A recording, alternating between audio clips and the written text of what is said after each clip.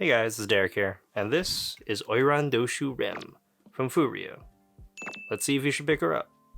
This is my second Rem from the F-Next line, and I'm happy to see that they took a lot of care with the box art. The primarily white exterior is decorated with geometric shapes, beautiful flowers, rainbow gradient, and also framing from traditional Japanese paintings. FuRyu almost receives full marks for their presentation, packaging, and unboxing experience. However, the little baggie that houses the base can be improved upon. My base actually came with a lot of micro scratches and some more visible ones. This is mainly because of how it moves around while in shipping in that little baggie. I think a peelable protective film placed on there instead would have done a much better job of protecting it. Also, the inclusion of instructions is always a welcome sight, just in case we slip up a bit. Design-wise, this Rem is an absolute head-turner, and reminds me quite a bit of a Japanese doll. Her design is heavily inspired by oiran, or high-ranking courtesans from the Edo period.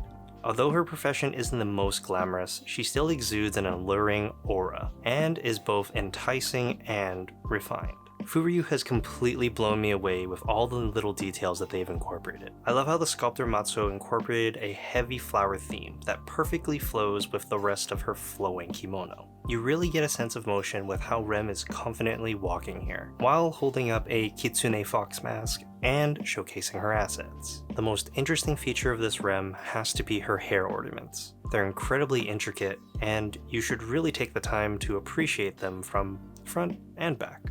Her base is a nod to traditional Japanese dolls. Instead of a high-gloss wooden base, ours is in plastic, in the shape of a fan, and is garnished with a lot of gold. She's also sporting a lovely pair of sandals, or sanmai bakita. They have 3 prongs on there and are traditionally worn by oirans, not your normal geisha, because they are of a higher status. On the front there, you will see a bit of a parting line that wasn't cleaned up fully, but you really gotta look, but it's there.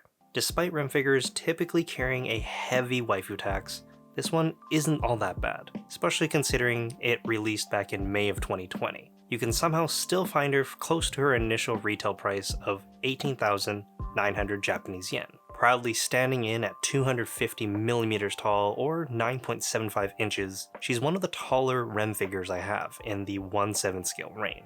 Thankfully, her base isn't all that big, which makes displaying her a much easier task. So squeezing her into your bookcase or your detolf unit shouldn't be all that difficult. At a glance, it looks like FuRyu did an amazing job with the paint execution, but if you look a little closer, you'll start to see a few flaws. I love how they airbrushed on the front of her obi sash. You can clearly see a nice paint gradient on the front, and there's a large decal that they've slapped on for all of the flowers, which leads me to the area of the figure I'm least happy with. I understand you needed to use decals to pull off such an intricate pattern, and I applaud you for that, but the execution really needed to be cleaned up. I am, however, really impressed with the deliberate use of matte, gloss, and metallic paints. This really helps provide a much needed depth, and gives you a break from the dizzying patterns. The precise painting on the face, headband, and hair ornaments are definitely the main highlight and attraction for me. I really appreciate the airbrush work and how it complements Rem's beautiful blue hair, saturated eyes, and cute little smile. With her current price on the secondary market and the incredible value she brings, I think picking her up is an absolute no-brainer. She's one of the most beautiful Rems I've ever seen, and she stands out even in my extensive Rem collection. Out of all the kimono Rems that I've seen, she's probably number 2, because number 1 has to go to that mixed media one that is well over $1,000, and also made by FuRyu. So if you're not going to pay that price, then this is the next best option. Hopefully you guys enjoyed the video and found it helpful. If you did, consider giving me a like, or check out one of the other kimono Rems that I have over here. I have a few. My name is Derek, and I will see you next time. Peace.